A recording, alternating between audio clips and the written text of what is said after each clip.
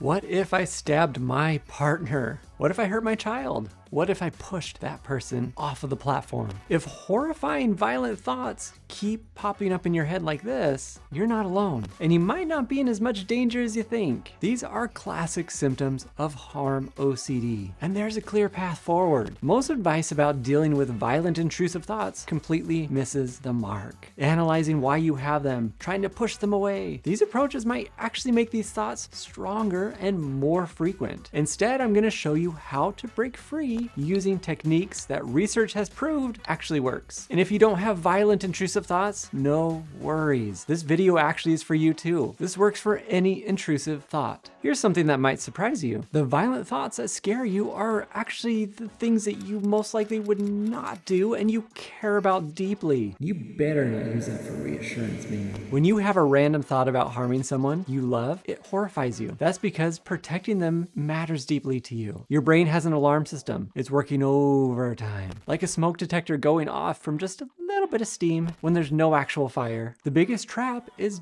doubting yourself. Why would I think this if I'm not dangerous? This self-questioning creates endless loops that keep OCD going strong. But here's the key difference that changes everything about treatment. People with violent OCD thoughts know that they are unwanted and they're distressing. They go to great lengths to avoid situations that might trigger them even more. And this distress is actually a sign that these thoughts aren't really who you are. Again, no reassurance here, just factual information. You get that once, maybe twice, but then we're gonna do treatment. Here we go. You can spot OCD. Actually, this gets tough because you gotta provide information, but you also gotta make sure you're not giving reassurance. But a lot of people who have these kind of thoughts don't know what's happening. So this is when you can spot OCD. The thoughts cause significant distress, not pleasure. You actively avoid situations that might trigger you. You perform mental or physical rituals to make sure that anxiety goes away. They're classic signs of OCD. Can you see it now? Whenever I make a video like this, it's like, I can see it now.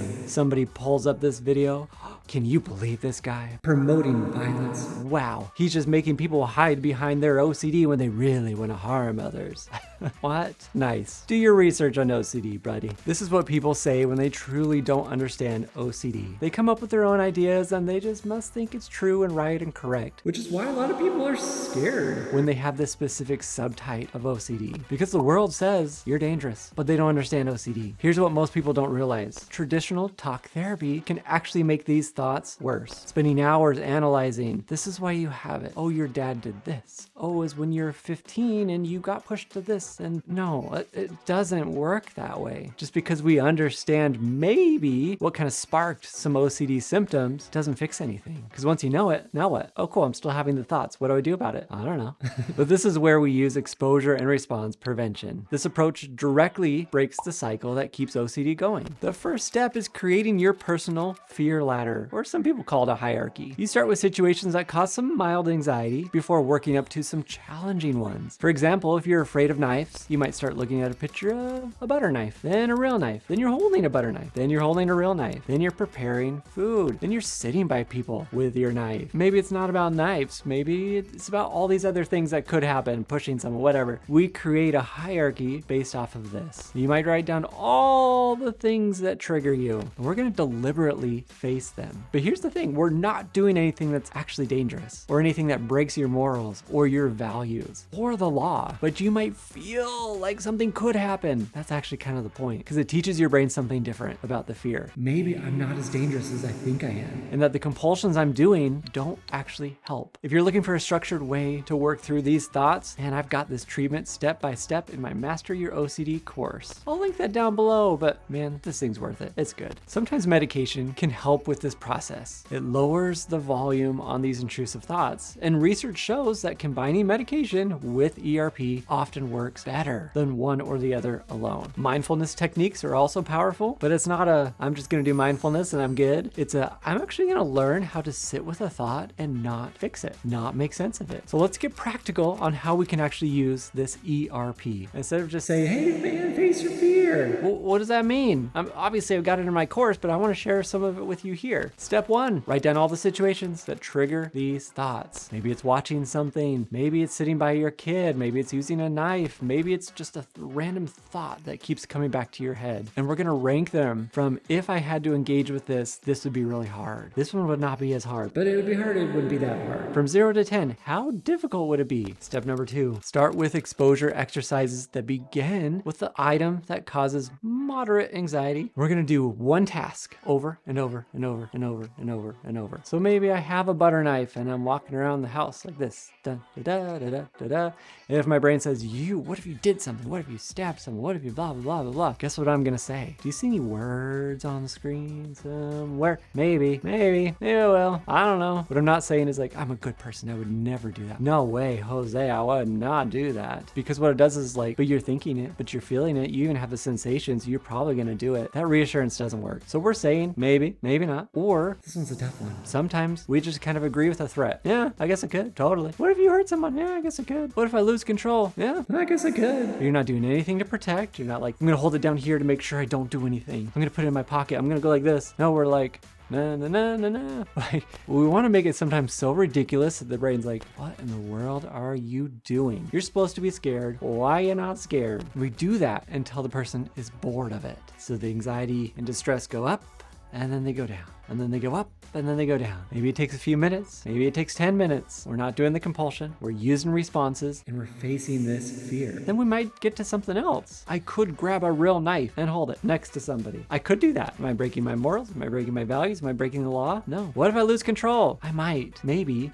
That seems like the risky thing. And those people who don't understand, can you believe this guy? Yeah, there you go. Here's more evidence for you. OCD is OCD. It's going to attack what people care about, what they value. It's going to make them question everything. Some people will write exposure scripts. Sometimes people might just pull out a piece of paper and they're like, yeah, maybe I'll do that. Maybe I won't. Maybe wait. Maybe not. Maybe not. Maybe not. Maybe not.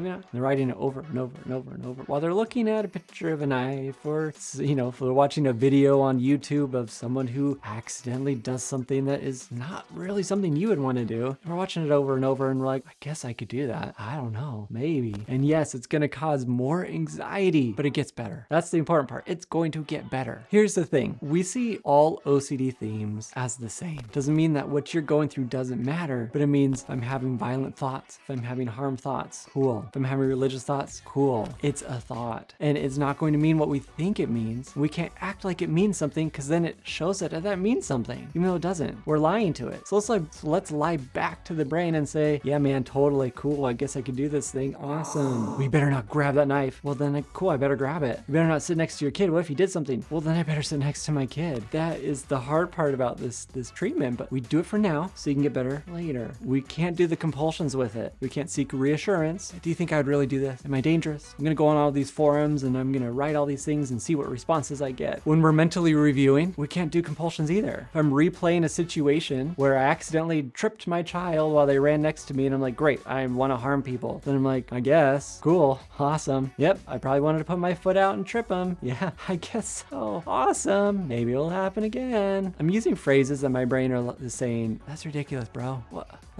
What are you doing? We're gonna stay with this anxiety or distress until it falls. And your brain's gonna learn something from that. A lot of people think that by getting better with your OCD, the violent thoughts will completely disappear. But that's not how recovery works. And that's actually not real life. People without OCD have violent thoughts. These thoughts are a normal part of life. And to get you to where you need to be, it's allowing yourself to have the thought and be like, cool, hey thought, thanks for being here, OCD. Really cool. I guess I might do something. I don't know. But I'm not gonna do anything to prevent it. We don't give it attention. True freedom comes when you stop fighting your mind. So I would want you to get out of, I have violent harm thoughts. This is the worst. I can't believe it. I'm such a bad person, to just saying, cool. I got some OCD. If you're working with a therapist, that's great for something like this. My online course is great for something like this. Life is worth living instead of avoiding potential fears. I've got more videos here that talk about harm OCD and treatment. Go watch it, man. Thank you so much for watching, and I'll see you next time.